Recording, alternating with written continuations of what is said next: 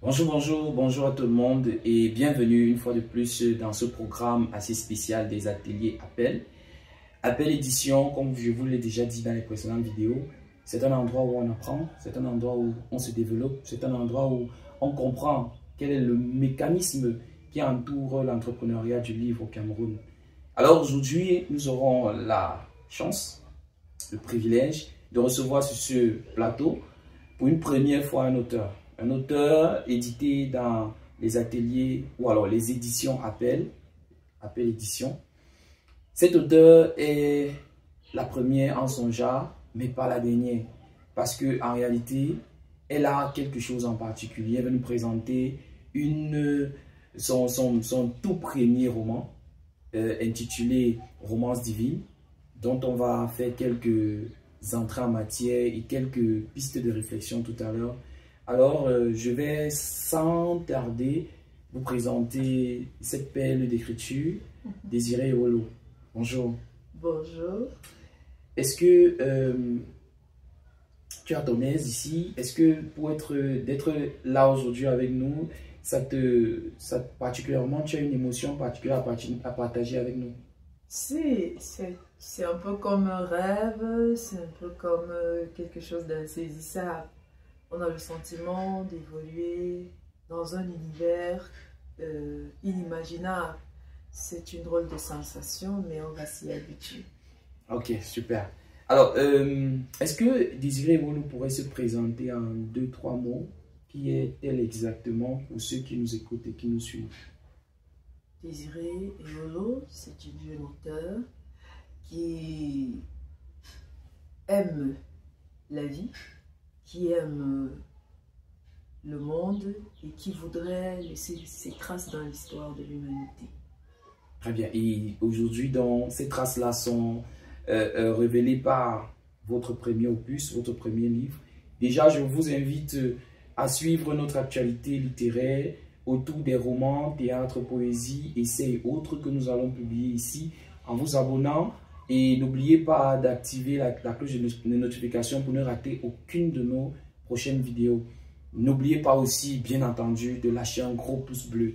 Alors, Désiré Ewolo, est-ce que écrire, c'est une sensation nouvelle, certes. Est-ce que écrire vous rend quelqu'un de différent aujourd'hui? Comment votre entourage a perçu votre envie ou alors votre accession à cette nouvelle casquette, celle d'écrivaine? Oui, écrire apporte quelque chose de nouveau parce qu'on vous regarde différemment. On se pose des questions. Est-ce qu'elle a toujours été avec nous? Comment est-ce que cela est arrivé? Parce qu'on vous voyait là tous les jours, vous entrez, vous sortez, on sait que vous enseignez, on sait que vous êtes ciné, et puis un bon matin, on vous découvre avec un livre. Ça crée d'abord l'étonnement, la surprise et puis de l'admiration. Donc, certainement, ça change. Et progressivement, au fur et à mesure que les gens le découvrent, ça change. Parfois, vous avez des personnes qui vous interpellent en vous disant « Je t'ai vu à la télé, je t'ai vu quelque part. » On sourit tout simplement et on continue. Très bien. Alors, vous allez nous parler un peu de votre livre « Romance divine », qui est un livre juste là, dans la bibliothèque. Vous pourrez le prendre pour présenter aux téléspectateurs ce beau bébé.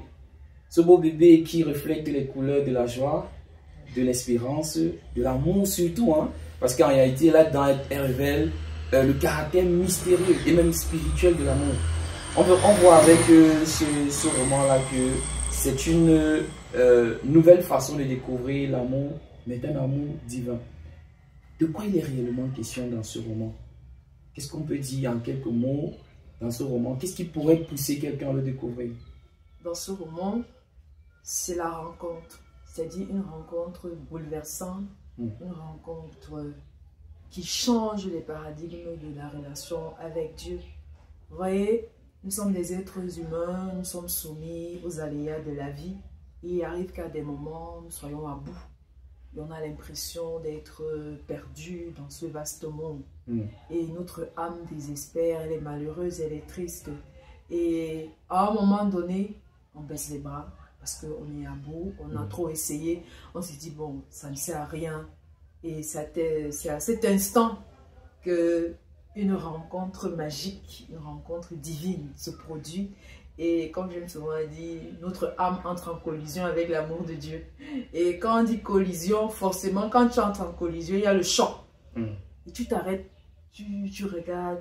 Mais sauf que dans cette collision-là, au lieu d'avoir des dégâts irréversibles, on a plutôt un changement total. Et on a une lumière qui jaillit dans les ténèbres dans lesquelles nous étions plongés. Romance divine, c'est ça, cet amour qui s'éveille progressivement, qui va à la rencontre de Dieu, qui découvre Dieu, qui se découvre en même temps. C'est-à-dire, on se rend compte que plus on découvre Dieu, plus on se découvre soi-même, on apprend à se connaître et on réalise qu'en nous, il y a des capacités illimitées dont on ne pouvait soupçonner la présence. Or, cette rencontre-là, cette romance-là nous éveille donc à un amour incommensurable qui nous fait retrouver l'équilibre que nous avions perdu.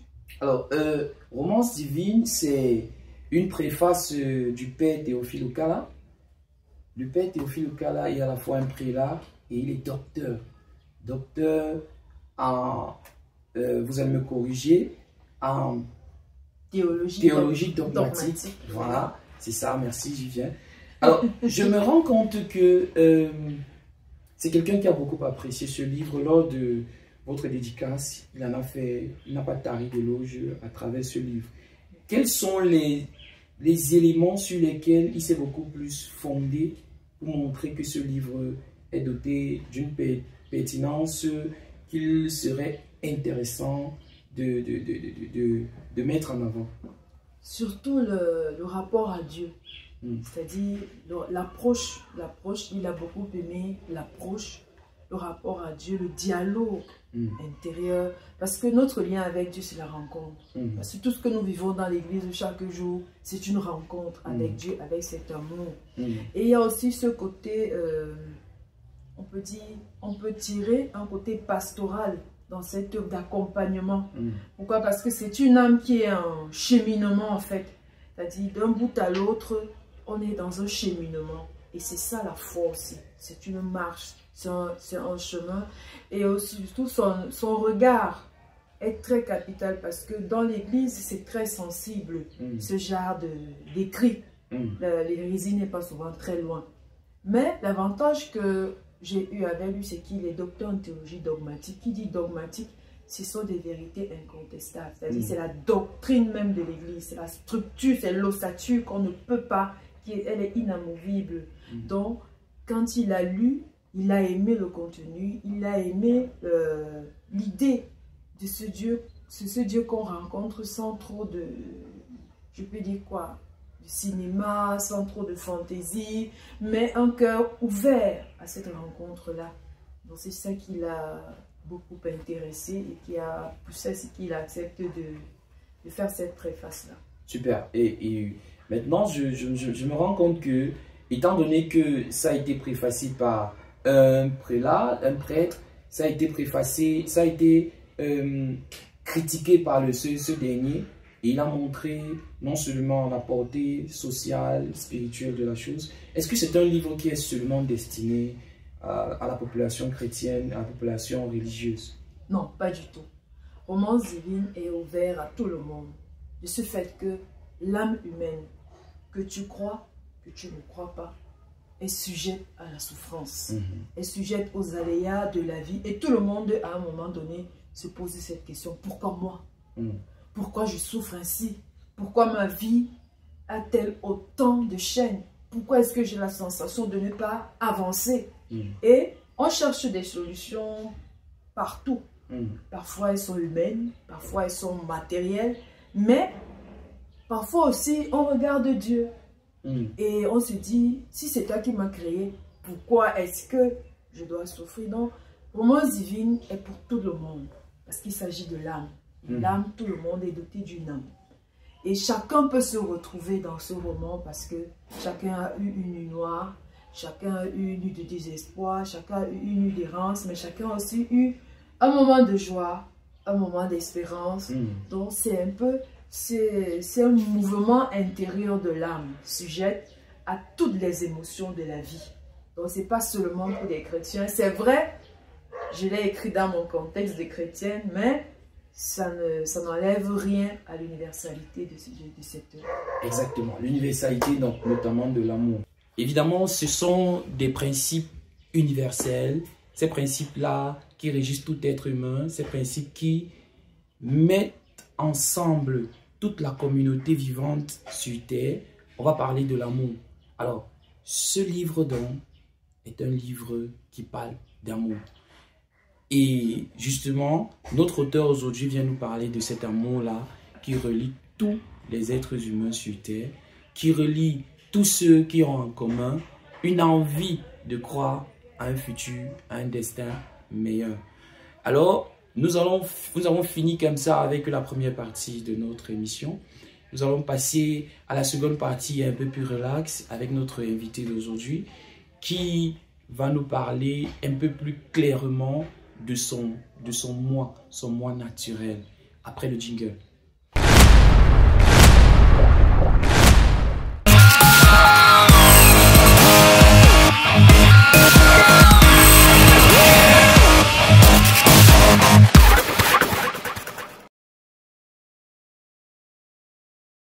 Retour encore sur ce plateau où nous parlons une fois de plus de notre auteur. Notre auteur avec son roman, Romance divine, qui a, par son titre, montré qu'elle est une grande amoureuse. Mais de quel amour parle-t-elle? C'est un amour sain, un amour simple, un amour enfantin, très certainement. Alors, Désiré Wolo, quels sont vos amours? Dans votre vie quotidienne, quels sont les différents amours que vous partagez? L'amour pour la musique, l'amour pour la danse, la lecture, j'aime aussi les dessins animés. Bon, parlons donc de cet amour pour la musique là. Est-ce que vous avez une préférence musicale et quelles sont quelle est votre relation réelle avec l'amour musical? Ma relation réelle, c'est que on peut dire que un arbre peut en cacher un autre. Ouais. En fait, je suis aussi une artiste musicienne spécialisée dans le gospel, mais ça n'empêche que j'aime aussi le blues, le solo. Moi, ce qui me plaît dans la musique, c'est surtout les paroles et les mélodies. C'est-à-dire, j'aime la musique parce que pour moi, c'est le plus haut niveau d'élévation pour l'âme. Parce que quand tu chantes, ton âme atteint des hauteurs très insoupçonnées. Donc, j'aime la musique et c'est un de mes passe-temps favoris, écrire. Composer. Donc quand je ne suis pas occupée autre chose et que je m'assois, je me concentre un peu, j'essaie d'écrire. Et c'est la même chose pour les livres, la même chose pour ma vie un peu, ainsi tous ces amours. En fait, j'aime l'art en général. À des moments, je m'essaye même un peu à la peinture, j'achète moi-même ma toile, j'achète mes gouaches, mes couleurs et tout. Et puis, j'ai pas de formation, hein, mais je suis mon instinct. Et parfois, le résultat me plaît. Et vous avez des modèles dans le domaine? Des modèles dans la peinture, dans la musique? Dans la peinture, j'aime bien... c'est un Italien. Je peux toujours Da Vinci. Donc, Léonard de Vinci. Léonard de Vinci. J'aime bien... en fait, l'art gothique. L'art gothique, avec des gens comme Michel-Ange. Michel-Ange, voilà. Oui, des gens qui ont excellé dans le domaine. Ils ont excellé parce que tu te dis, quand tu regardes ces œuvres, tu te dis, waouh, ils ont quel genre d'esprit pour réussir à te sortir des choses aussi belles. Exactement. Même chose pour la musique, quand tu suis par exemple Mozart, Handel, Bach, tu te dis, ces gens, ils viennent d'où? Ça, c'est la musique. Oui. La musique surtout classique. Oui, classique. J'aime bien le classique et surtout l'instrumental. Ça, c'est pas la musique de jeunes, ça. Tu vois, parfois, on te dit, quand tu dis j'aime bien, on te dit, tu es sûr que tu n'as pas un esprit. Parce que c'est la musique des gens qui sont bizarres. En fait, c'est ce qu'on dit. C'est la musique des gens qui sont bizarres. Mais ça ne veut pas dire que bon, il y a des musiques d'ambiance, le makossa, le bikoussi. Il y en a qui chantent de manière soft, c'est joli. Moi, j'aime bien. Et comme musicienne camerounaise, par exemple, que vous adulez particulièrement? Grace Deka. Super. La maman. Oui. J'aime bien, depuis que j'étais enfant, il y a elle, il y a Nyanzoé. Elles ont des voix. En fait, quand je les suis, elles me poussent à travailler ma voix. Je me dis, tiens, il me faut atteindre ce niveau de voix-là. Exactement. Annie Anzoé, justement, une biographie qui a été éditée par les éditions L'Aiguilla, que nous saluons. Et cette biographie-là, on caresse le rêve d'exploiter cette biographie-là pour en faire une dédicace monumentale avec Annie Anzoé en personne. Ben oui. Donc, certainement, vous serez Ouais, une invitée. je serais très contente de la rencontrer parce qu'elle a un timbre vocal qui m'a toujours impressionnée. Oui, magique. Elle Magique. a une, quand elle chante, même si tu étais distrait, tu vas d'abord te retourner, tu dis waouh, elle a une très belle voix, Voilà. et ça te donne envie aussi de. Donc, Annie Anzoé, vous Elle avez a une une fan. fan. Alors, vous avez parlé de dessins animés. Oui. Dessins animés, quel style? Il y en a plein. Il y a les Marvel, il y a les comiques, il y a les mangas. Il y Tout a... ça, Marvel Comics. Je me rappelle quand j'étais enfant, j'aimais bien les Marvel avec les Capitaines Américains, tout ça, Strange, comme les Rock, tout Voilà. ça. Voilà. À la télé Très maintenant, bien. j'aime Très les bien. mangas. Oui, on parle par exemple de Blake le Rock sans parler de son auteur qui est Amaury. Très bon auteur, Oui, oui. qui est malheureusement décédé déjà. Voilà pourquoi la bande dessinée s'est arrêtée. Ah oui, justement. Mais ce sont des personnes qui ont bercé nos enfants. Si, Tess si. Wheeler, Tess Wheeler, Zembla, etc. Zembla. Voilà. Donc, On aimait bien. je- Cet amour pour la lecture Mhm. vient de là, c'est-à-dire ces bandes dessinées. Moi, j'en raffolais, non, j'étais une abonnée. Mais comme tu le dis, à un moment donné, il y a des ruptures. Mhm. Bon, on s'est dit peut-être qu'on ne les importait plus. Bon, Exactement. on s'est déporté sur la télé. Mhm. Oui, en fait, le fait est que les générations changent Oui. aussi nos préférences. Ouais. Et en termes de lecture, est-ce que vous avez un auteur qui vous a vraiment marqué, qui a inspiré votre plume et qui, en fait, qui est un livre de chevet? Si, je ne connais pas sa nationalité, mais j'ai lu, il s'appelle Tara Benjelloun, Mhm. La nuit sacrée. Mhm. Quand j'avais lu ce livre, c'est l'histoire d'une jeune fille, mais son père voulait avoir un garçon. Mhm. Mais en fait, il a eu une jeune fille. Mhm. Il a tellement martyrisé qu'elle a dû s'enfuir. Ça m'avait tellement marqué que c'est cette histoire, ce livre, il est resté dans mon esprit. Mais avec, j'étais enfant avec les déménagements, je ne sais pas là où il est allé, Tara Benjelloun. Mhm. Ça m'avait beaucoup marqué. J'ai aussi aimé Seydou Badian, Sous l'orage. Oui. Il y a les auteurs africains, Mamadou Ampateba, Birago Diop. Je lisais beaucoup. J'ai aimé Ah, les contes aussi. les contes et Mhm. il y a Amadou Koumba, tous ces auteurs. Il y a aussi André Brine Mhm. qui m'a aussi beaucoup marqué. Avec son ouvrage Saison blanche. Saison blanche, c'est- Chez lui, il y a au plus noir de la nuit, ou Mhm. un instant dans le vent. Mhm. En fait, c'est des littératures qui ont meublé mon enfant. Je lisais beaucoup, Super. beaucoup. Donc, c'est une condition sine qua non pour celui-là qui veut écrire. Il faut beaucoup lire. Non, oui. Évidemment, puisque je conseille aussi les téléspectateurs de souvent s'intéresser à la lecture parce que c'est ça, c'est où il y a la clé de la richesse de l'âme, la clé de la richesse sociale même d'ailleurs. Alors, Ça structure, ça exactement. nous structure la pensée et les idées. Exactement. Et ça, en fait, je ne sais pas comment je peux expliquer ça. Euh, Ça nous donne une certaine liberté. Exactement. La liberté à l'intérieur de nous parce que ça vous construit, ça vous élève, ça vous édifie. C'est très intéressant. Je préfère reprendre cet auteur.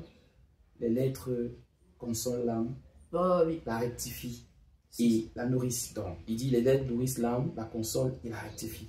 C'est tout dit en une seule phrase. Parce que sans les lettres, on se sent perdu, on se sent dépaysé. Par contre, avoir les lettres dans sa vie, c'est être nourri au point de vue de son âme. C'est être consolé lorsqu'on a des soucis.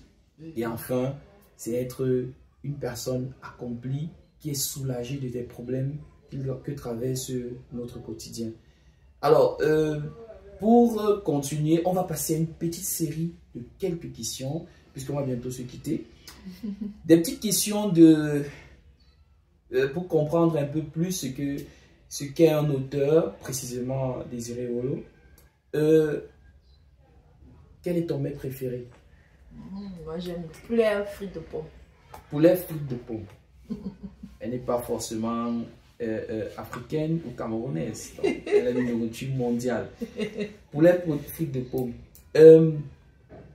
Le livre qui t'a fait pleurer. Le livre qui m'a fait pleurer, Saison blanche et sèche d'André Brie. Ségrégation raciale. Oh, Gordon Goubéné, j'ai jamais oublié. Non, j'ai pleuré. J'avais la rage. Je voulais entrer dans cette histoire. Et là, arrêter les gens qui l'ont tué. Le dessin animé qui t'a le plus fait rire. Le dessin animé qui a le collège fou. Ah, avec Ray, le oui, stupide. les joyeux du Fox sont vraiment stupides. Voilà. La couleur qui te passionne. Le jaune. Le jaune. La couleur de la richesse, de la sagesse. Super. Le conseil, trois conseils à un auteur qui se lance dans l'écriture. Il faut croire en soi. Il faut avoir de la volonté. Et surtout, il faut rester fidèle à ses convictions. Et pour vous, quelle est la finalité de l'écriture? Pourquoi écrivez-vous? Il faut écrire pour donner à la postérité des raisons d'exister, de continuer d'exister. Il faut laisser quelque chose. Pourquoi? Parce que l'écriture a ceci de beau, c'est qu'elle nous rend immortels. C'est-à-dire, elle laisse des traces de notre passage.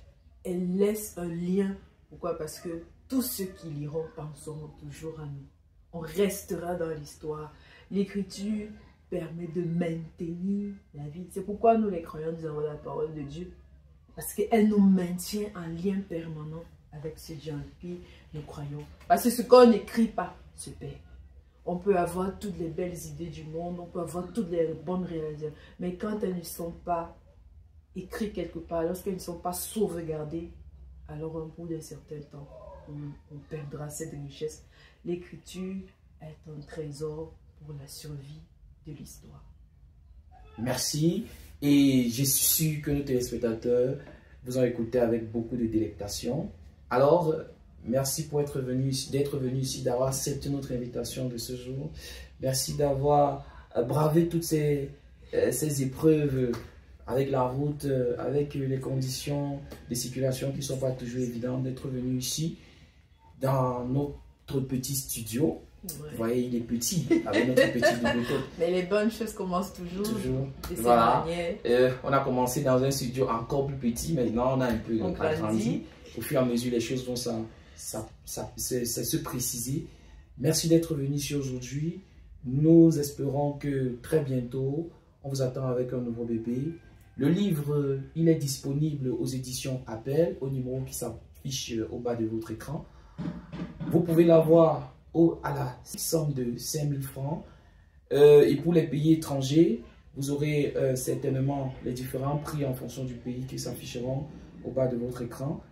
Nous espérons vous revoir sur votre tableau, sur notre plateau ici très prochainement avec un nouvel opus. Merci. Merci. Drôle de sensation. Écrire, c'est la manière pour nous d'exprimer la vie. Écrire, c'est cette façon-là d'exprimer nos passions, de coucher nos passions sur du papier. Écrire, c'est la vie. Écrire, c'est communiquer avec l'autre. Écrire, nous l'avons vu tout à l'heure avec notre auteur, qui c'était la manière par laquelle nous pouvons perdurer dans le temps. C'est la manière de garder son immortalité. L'écrit, c'est la meilleure façon de devenir un représentant de l'éternel. Alors, c'est pour cela qu'aujourd'hui, nous avons une fois de plus reçu sur ce plateau un auteur, une écriture, une idée. Aujourd'hui, nous avons parlé dans les ateliers Appel de l'avenir du livre dans notre cher pays, dans l'Afrique tout entière. Je vous donne rendez-vous pour une prochaine émission dans les semaines à venir. N'hésitez pas de vous abonner et d'activer la cloche de notification pour ne rater aucune de nos prochaines vidéos. Bye bye.